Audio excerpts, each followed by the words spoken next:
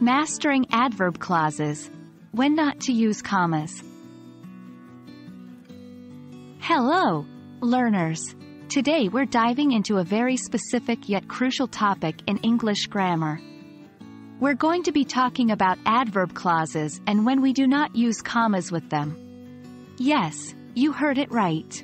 It's not always necessary to use a comma with adverb clauses, especially when they're at the end of a sentence. So, buckle up, and let's unravel the mysteries of this punctuation rule. Before we move on to our primary topic, it's important to refresh our understanding of adverb clauses. An adverb clause is a group of words that functions as an adverb. This means it modifies a verb, an adjective, or an adverb. An adverb clause always contains a subject and a verb. They are usually introduced by subordinating conjunctions such as after, before, because, while, since, if, when, etc. For example, she will leave when the bell rings. The adverb clause, when the bell rings, modifies the verb, will leave.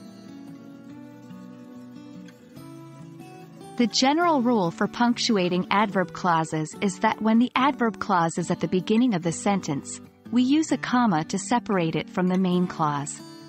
For example, because it was raining, I took my umbrella. Here, the adverb clause, because it was raining, is at the beginning, so we use a comma.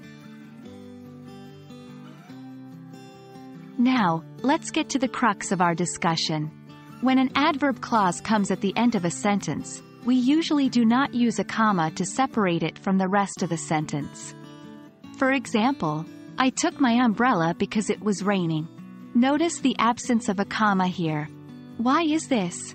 Well, when an adverb clause follows the main clause, it's often closely tied to the main idea, so a pause, which a comma represents, is usually unnecessary. Remember, the main purpose of punctuation is to make sentences clear and easy to read. And that wraps up our discussion on when not to use commas with adverb clauses.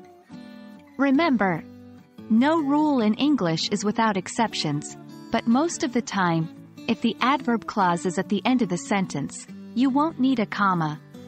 Keep practicing and observing these patterns in your reading and writing. Soon, it will become second nature. As always, happy learning and keep expanding your English mastery. Until next time, take care.